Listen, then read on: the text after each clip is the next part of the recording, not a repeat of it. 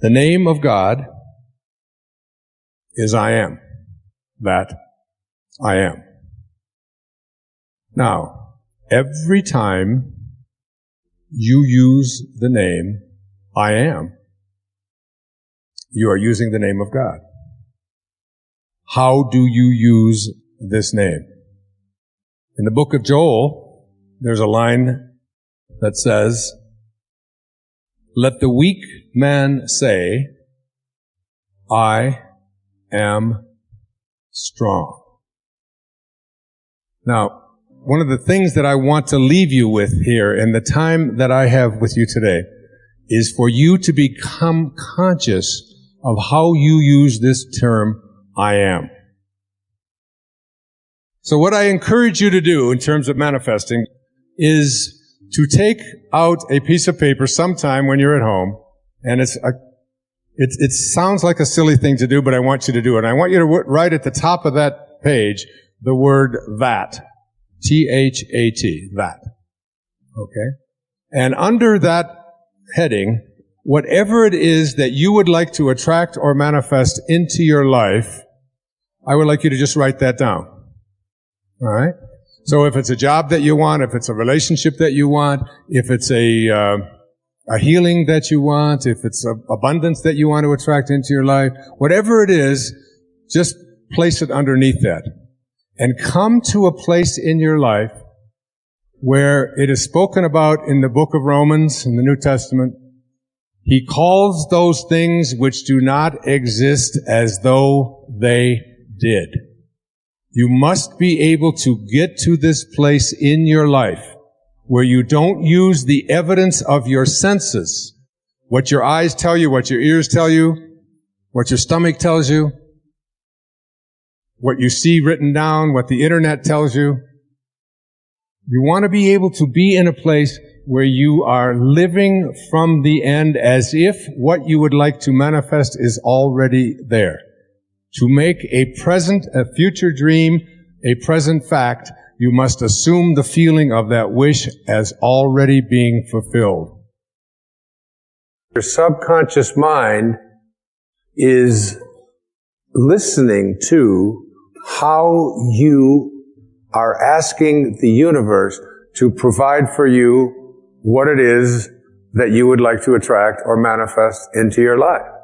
And if you fill your subconscious mind with all of the things that you don't want, that you don't like, that make you unhappy, that make you depressed, that make you worry, then your subconscious mind, which is impersonal, and remember, it can't make a distinction between what it is that you are feeling as a result of what you place into your mind or what is actually happening in your life. It doesn't distinguish one from the other. It's totally impersonal. It's just open to suggestion. And here you are suggesting to your subconscious mind, which will, when you awaken, you will align with the universal subconscious mind, the one mind. You know, there's millions of people out there in the world. There's millions of you watching this program. And you can see the difference between each and every one of you on the basis of your appearances. But there's only one mind. That's what the great spiritual texts all teach us. So now, if you program your subconscious mind to tell yourself, to go over all the things you don't want, all the things you don't like, all the things that shouldn't have happened, all the ways that you were mistreated, all about how terrible the economy is. And, you know, we live in a fear-based world. You want to shift away from that kind of consciousness and use the last 5 minutes of your day to program your subconscious mind with what you have placed into your imagination with your I ams.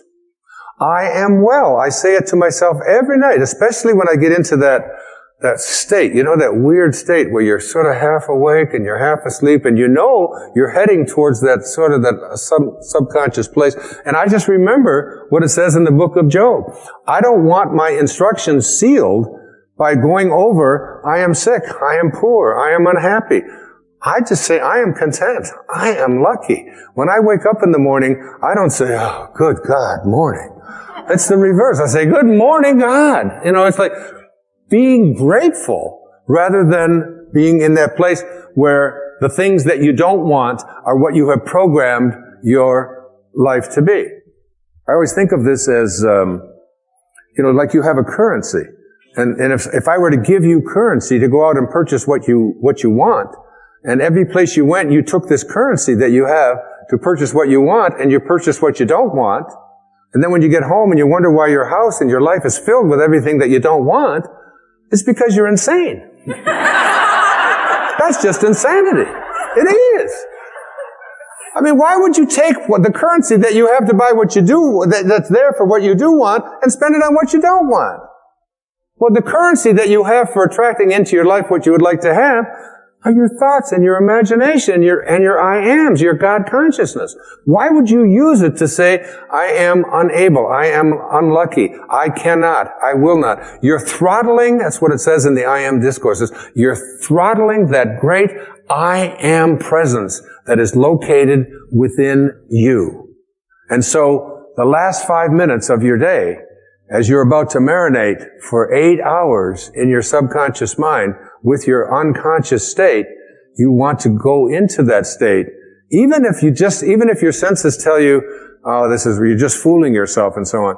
You don't want to use your senses and the internet and other people's opinions, what you see, what you hear. You want to let go of all of that and recognize that anything that you want to attract or create for yourself in your life begins with what you have placed in your imagination and have assumed the feeling of that wish fulfilled. And now you're going to practice it. Because getting this stuff out of your subconscious mind is a big job. It really is.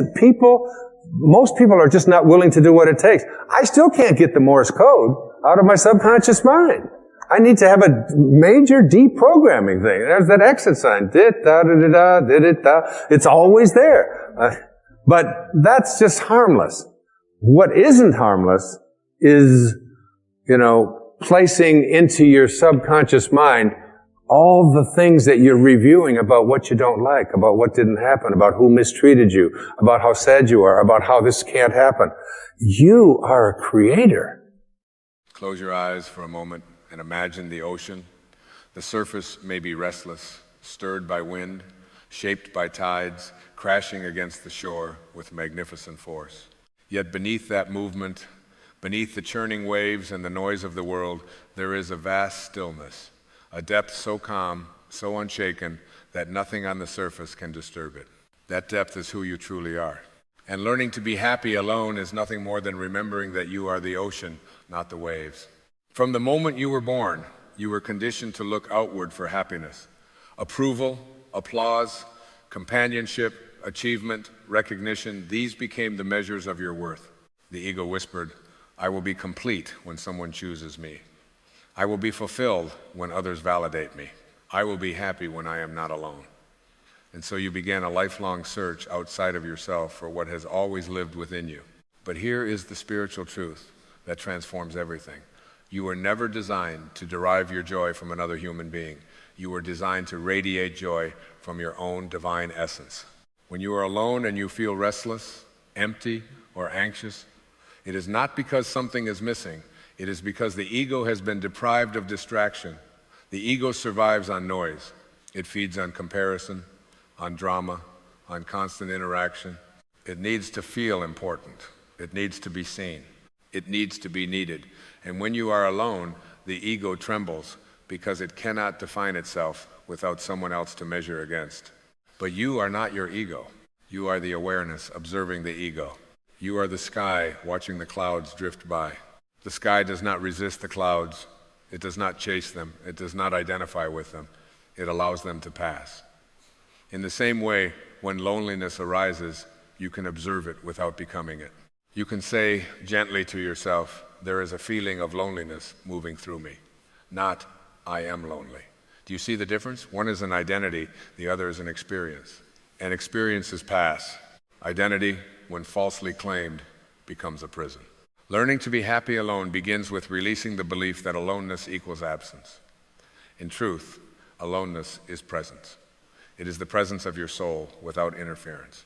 It is the opportunity to meet yourself without masks, without roles, without performance. Who are you when no one is watching? Who are you when there is no one to impress, no one to entertain, no one to rescue, no one to blame? This is the sacred question. Most people avoid being alone because they fear what they will discover: unresolved pain, old wounds, silent grief, the ache of unmet expectations, and yet what you avoid will continue to control you.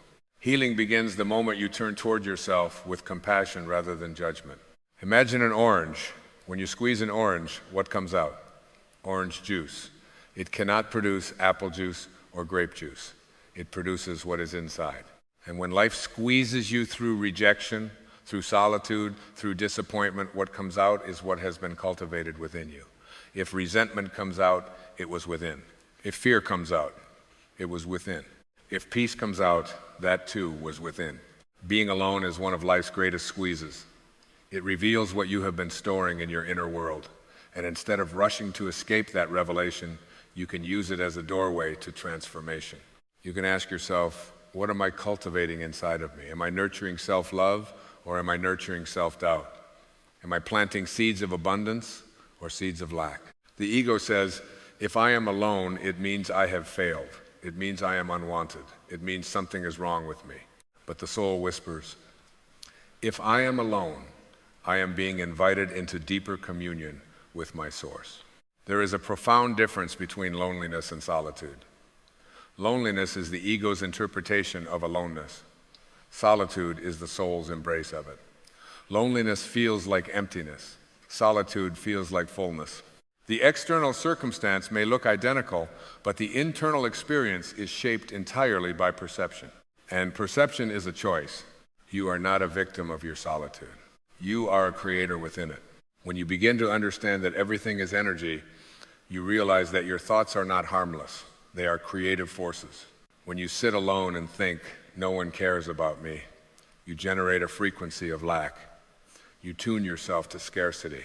But when you sit alone and affirm, I am whole, I am complete, I am connected to the infinite intelligence of the universe, you elevate your vibration. You align with abundance. The universe responds not to your words, but to your energy. If you approach solitude with resistance, you will experience resistance. If you approach it with curiosity and reverence, you will discover treasures hidden in plain sight. There is a reason mystics, sages, and spiritual masters throughout history have sought solitude. Not because they rejected humanity, but because they understood that in silence, the voice of the soul becomes audible. In stillness, intuition becomes clear. In aloneness, the illusion of separation dissolves. You were never separate from life. You were never separate from love. You were never separate from God. The belief that you need another person to complete you is the ultimate misunderstanding of your divine nature. You are already complete. Say it within yourself, I am already complete. Feel the weight of that truth. Let it settle into your bones. When you know that you are complete, relationships transform. You no longer approach others from hunger. You approach from fullness. You do not cling. You do not grasp. You do not demand that they fill the spaces you have refused to fill within yourself. Instead, you meet them as a whole being meeting another whole being. And love born from wholeness is free. It is expansive. It is joyful. But you cannot experience that kind of love until you are willing to sit with yourself and discover that you are enough. The ego thrives on comparison. It looks at others and says, they are happier, they are more loved, they are more successful. And in that comparison, it manufactures suffering. Yet the soul knows that every being is on a unique path. There is no competition in the garden of life. The rose does not compare itself to the oak tree. The oak does not envy the sunflower. Each expresses its own nature fully and unapologetically. When you are alone, you are given the sacred opportunity to rediscover your nature. Not the nature imposed by society, not the identity constructed by childhood conditioning, but the essence that existed before you were told who you should be. If you remove the labels, parent, partner, employee, friend, what remains? Pure awareness. That awareness is not lonely, it is infinite. Happiness alone is not about isolating yourself from the world. It is about recognizing that your happiness does not depend on the world. It is about shifting from external dependency to internal sovereignty. When you depend on others for your emotional state, you hand them your power. When they are present, you feel uplifted. When they withdraw, you collapse. This is not love, this is attachment. Love says, I choose to share my joy with you. Attachment says, I need you to feel joy. There is a profound freedom in no longer needing anyone to validate your existence. When you wake up in the morning and there is silence in your home, can you experience that silence as peace rather than absence? Can you walk into a room alone and feel grounded rather than exposed? Can you sit with your own thoughts and treat them as companions rather than enemies? The practice begins gently. It begins with small moments of conscious presence. Instead of reaching for your phone at the first sign of quiet, sit with it, breathe, listen to the hum of life around you. Feel your own heartbeat. Notice that you are alive. Notice that existence itself is a miracle unfolding within you. You are not alone. You are connected to the same energy that moves the stars, that grows the trees, that orchestrates the seasons. The same intelligence that beats your heart is beating in every living thing. How can you be lonely when you are an expression of infinite creation? The ego insists, I am separate. The soul knows, I am one. As long as you believe you are separate, you will fear being alone. But when you experience unity, aloneness becomes sacred space. It becomes a sanctuary where you can recalibrate, realign, and remember. Forgive yourself for the times you sought completion in others. Forgive yourself for the relationships you clung to out of fear. Forgive yourself for mistaking intensity for intimacy. Every experience was a teacher guiding you back to yourself. There are no justified resentments. If you are alone because someone left, because someone chose a different path, because life shifted unexpectedly, you can either harden your heart or open it wider.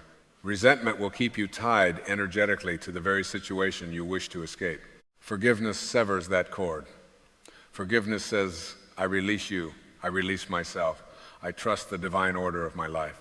When you forgive, you reclaim your energy. And that energy can now be directed inward toward healing, toward creativity, toward expansion. Imagine your life as an ocean again. Relationships are waves. Some are gentle, some are powerful. Some arrive unexpectedly and leave just as quickly. But you are not meant to chase every wave. You are meant to be the ocean. When a wave recedes, the ocean does not panic. It does not assume it will never feel movement again. It knows that tides are natural. It trusts the rhythm. Trust the rhythm of your life. There may be seasons of companionship and seasons of solitude. Both are sacred. Both are necessary. The night does not resent the day, and the day does not cling to the night. They flow into one another effortlessly. You can learn to be happy alone by shifting your internal dialogue from I am missing something to I am discovering something. What if this period of solitude is not a punishment, but a preparation? What if it is the universe clearing space for a deeper alignment? What if it is an invitation to cultivate such profound self-love that any future relationship becomes a choice, not a necessity? You are not here to complete someone else. You are here to remember your divine nature and express it fully. When you are aligned with your highest self, you attract experiences that mirror that alignment. But if you are operating from emptiness, you will attract others who are also seeking to be filled. Be the source rather than the seeker. Sit quietly and repeat within yourself, I am whole, I am abundant, I am connected, I am love. Let those words sink beyond the intellect and into your energetic field. Feel them as truth rather than affirmation. Happiness alone is not a withdrawal from life. It is an awakening to life's true nature. It is the recognition that the joy you have been searching for has been whispering inside of you all along. The ego will continue to speak. It will continue to suggest that you are behind, that you are missing out, that you are less than. But you can smile gently at that voice. You can thank it for trying to protect you. And then you can return to the deeper knowing within you. You are not your circumstances. You are not your relationship status. You are not the opinions of others. You are a divine, infinite being, temporarily experiencing human form. And in this human experience, there will be moments of aloneness. Embrace them. They are doorways. In solitude, creativity blossoms. In silence, wisdom emerges. In aloneness, you meet the one person who will be with you from your first breath to your last, yourself. Why not cultivate a loving relationship with that being? Take yourself on walks. Speak kindly to yourself. Celebrate your own presence. Become your own best companion. When you can sit in a room alone and feel content, you have accessed a level of freedom that cannot be taken from you. And from that freedom, you will love more deeply, not less. You will connect more authentically, not desperately. You will give without depletion and receive without fear. Learn to be happy alone, and you will discover that you were never alone at all. You were simply being invited back to the infinite, radiant, unshakable essence that has always been you. Be still, breathe, feel the vast ocean within. You are enough. You are whole. You are home. And as you rest in that knowing, something subtle begins to shift inside of you. The craving softens. The urgency dissolves. The silent question that once echoed, "Who will stay with me?" is replaced by a deeper, quieter truth. I am staying with myself. And that changes everything. Because most of the suffering you have ever experienced in relationships did not come from love itself. It came from the fear of losing love. It came from gripping what was never meant to be possessed. It came from confusing attachment with connection. And attachment is always rooted in fear. It whispers, "Without this person, I am nothing." But love, real love, says, "I share my fullness with you, but I do not depend on you for my existence." When you learn to be happy alone, you uproot fear at its core. You begin to see that what you were truly afraid of was not being without someone else, but being without distraction. You were afraid of meeting the silent parts of yourself, the abandoned child within, the unmet expectations, the uncried tears, the stories that formed in your mind about not being chosen, not being enough, not being worthy. But here is the divine paradox. The moment you turn toward those parts, instead of running from them, they begin to dissolve. Pain persists only when resisted. Loneliness lingers only when labeled as an enemy. Sit with it. Breathe into it. Say, "You are welcome here." You may be surprised to discover that loneliness is simply love that has not yet been redirected inward. You have spent so many years pouring love outward, into partners, into friends, into roles, into achievements, yet how often have you poured that same love into yourself? How often have you sat quietly and said, "I cherish you, I honor you, I am grateful for you"? The ego calls that selfish.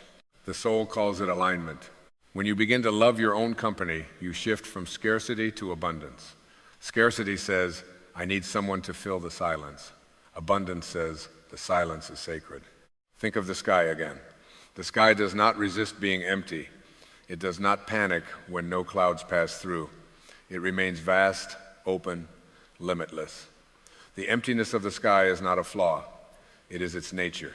And within that openness, anything can appear. Sunrise, storm, starlight. Your aloneness is the open sky. It is the spaciousness that allows inspiration to arrive. It is the canvas upon which your highest self can paint. But if you clutter that sky with constant noise, endless scrolling, compulsive conversation, fear-driven attachment, you never experience its depth. You remain on the surface, mistaking activity for aliveness. True aliveness arises from presence. When you sit alone and truly inhabit the moment, you begin to notice the miracle of existence itself. The gentle rhythm of your breath, the subtle sensations in your body, the quiet intelligence guiding your thoughts. You begin to realize that you are not an isolated fragment in a vast universe. You are the universe expressing itself as you. How can the universe be lonely? The wave may believe it is separate from the ocean, but it is never apart from it. In the same way, you may believe you are separate from love, from connection, from divinity, but that separation is an illusion created by the ego. The ego thrives on identity. I am single. I am abandoned. I am unwanted. But awareness does not need labels. Awareness simply is. Say quietly within I am. Not I am lonely. Not I am incomplete. Simply I am. That statement alone contains infinite power. Before any role, before any relationship, before any success or failure, you are existence itself. And existence does not require validation. There is a profound freedom in releasing the need to be witnessed in order to feel real. You are real because you are. You matter because you exist. You do not need applause to justify your presence on this planet. When you begin to internalize this truth, something extraordinary happens. You stop chasing. You stop trying to convince others of your worth. You stop overgiving to secure affection. You stop shrinking to avoid rejection. Instead, you stand rooted in your being. And from that rootedness, you attract relationships that reflect your wholeness rather than exploit your emptiness. But even before those relationships arrive, or even if they never do in the way you expect, you remain fulfilled. Because your fulfillment is no longer conditional. The world has taught you that happiness is an event, a wedding day, a promotion, a message received, a call returned. But spiritual maturity teaches you that happiness is a state of consciousness. It is an inner agreement with life. It is the decision to align with gratitude rather than grievance. And that decision can be made alone, especially alone. In solitude, you have the opportunity to examine your inner dialogue without interference. Notice the thoughts that arise when no one is around. Do they uplift you, or do they criticize? Do they encourage, or do they condemn? The way you speak to yourself in private determines the quality of your experience in public. If you cannot enjoy your own thoughts, you will constantly seek others to escape them. But if you cultivate a gentle, compassionate inner voice, solitude becomes nourishment. Speak to yourself as you would to someone you deeply love. When doubt arises, respond with kindness. When fear surfaces, offer reassurance. When sadness appears, hold space for it. This is not weakness. This is spiritual strength. Because when you can sit in a quiet room and feel peace instead of panic, you have transcended one of the ego's greatest illusions, the illusion that you need external stimulation to feel alive. You are life itself. The heartbeat within your chest is proof of divine intelligence at work. The thoughts forming in your mind are evidence of creative power. The awareness observing this very moment is sacred presence. You are not waiting for life to begin when someone arrives. Life is happening now. Do not postpone your joy. Do not say, I will be happy when I meet the right person. Say instead, I am happy and I will share this happiness with the right person. Feel the difference in energy. One is desperate. The other is magnetic. When you are happy alone, you become a lighthouse rather than a ship lost at sea. You stand firm in your own illumination. You do not chase passing boats. You simply shine. And those meant to dock in your harbor will find you by the steadiness of your light. But even if no boat appears, you still shine, because shining is your nature. There may be evenings when the silence feels heavy, moments when old memories resurface, nights when the bed feels too large. In those moments, resist the urge to label the experience as failure. Instead, recognize it as growth. Growth is often quiet. It happens in unseen spaces. Roots expand in darkness long before blossoms appear in sunlight. Your solitude is the soil. Trust it. Nurture it. Within it, your self-worth is strengthening. Your boundaries are clarifying. Your intuition is sharpening. Your connection to the divine is deepening. You are learning that you do not need constant affirmation to know your value. You do not need constant companionship to feel connected. You do not need to fill every moment with noise to avoid feeling empty. Because you are not empty. You are infinite. And infinity cannot be lonely. The ego fears being alone because it equates aloneness with insignificance. But the soul knows that aloneness is where the infinite reveals itself most clearly. It is in the quiet that inspiration whispers. It is in the stillness that guidance emerges. It is in the absence of distraction that truth becomes undeniable. Listen. Beneath the chatter of your mind, beneath the stories of your past, beneath the worries of your future, there is a steady presence, calm, observant, unshaken. That presence is who you are. Rest there. Let the world move around you without defining you. Let relationships come and go without determining your worth. Let circumstances shift without stealing your peace. You are not here to cling. You are here to awaken. And awakening often begins in solitude. So the next time you find yourself alone, do not ask, why is no one here? Ask instead, what is life inviting me to discover within myself? Perhaps it is creativity waiting to be expressed. Perhaps it is forgiveness waiting to be granted. Perhaps it is a deeper love waiting to be cultivated. Or perhaps it is simply the realization that you have been enough all along. Learn to be happy alone, and you will unlock a love that is fearless, a peace that is unshakable, a joy that is self-sustaining. And from that place, you will walk into the world not as someone searching to be completed, but as someone who knows they are already whole. Stay with yourself. Honor your solitude. Trust your divine nature. And remember, the ocean was never afraid of its own depth. And so you begin to sense it now. This quiet strength rising within you, not loud, not dramatic, but steady, like the sun lifting itself over the horizon without asking permission from the sky. You no longer tremble at the thought of being by yourself. You no longer interpret silence as rejection. You begin to understand that silence is sacred ground. It is where the noise of the ego dissolves and the whisper of the soul becomes unmistakable. There is a profound maturity in being able to sit with your own presence and feel complete. Not because you have hardened your heart, not because you have convinced yourself you do not need others, but because you have remembered that your essence was never fragmented to begin with. You were born whole. You entered this world not searching for completion, but radiating it. Somewhere along the way, you forgot. You listened to voices that told you happiness was out there, that love was something to chase, that worth was something to earn. And in that forgetting, you began to bargain with life. If I am chosen, then I am valuable. If I am accompanied, then I am enough. But now you see the illusion. You are valuable because you exist. You are enough because you are. There is nothing you must add to yourself to become worthy of joy. There is nothing you must subtract to deserve peace. The divine intelligence that breathes through galaxies is breathing through you. The same force that moves the tides moves your heartbeat. You are not separate from life. You are life expressing itself in human form. How could life ever be lonely? When you walk alone now, you feel the earth beneath your feet as a companion. You feel the air entering your lungs as communion. You look at the sky and recognize your own vastness reflected back to you. You are not isolated. You are interconnected in ways the ego could never comprehend. And yet, paradoxically, you cherish your aloneness. Because in it, you hear yourself clearly. You begin to trust your inner voice more than the opinions of the world. You begin to value your intuition more than external approval. You begin to choose relationships not from fear of emptiness, but from alignment with truth. When you are happy alone, love becomes a celebration rather than a rescue mission. You no longer say, "Save me from myself." You say, "Join me in my wholeness." And that shift, subtle yet monumental, changes the energy of every connection you will ever experience. You release the need to control outcomes. You release the anxiety of timelines. You release the belief that something is missing. Instead, you walk through your days with a quiet assurance that whatever is meant for you will meet you in the vibration you are holding. And the vibration you are holding now is one of sufficiency.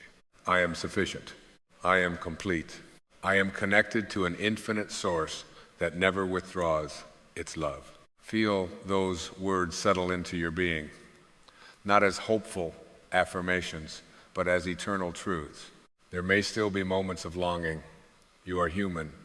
There may still be evenings when the heart remembers what it once held. But even in those moments, there is no desperation. There is only tenderness. You allow the feeling to pass through you like a breeze through an open window. You do not close the window. You do not cling to the breeze. You remain open, because openness is your true nature. The ego wants guarantees.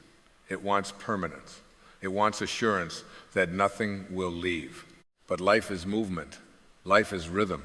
Life is the dance of arrival and departure. When you anchor yourself in your own being, you can participate in that dance without fear of losing your balance.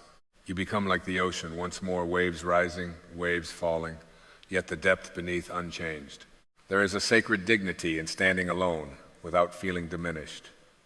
There is a luminous beauty in knowing that your joy does not hinge on another's presence.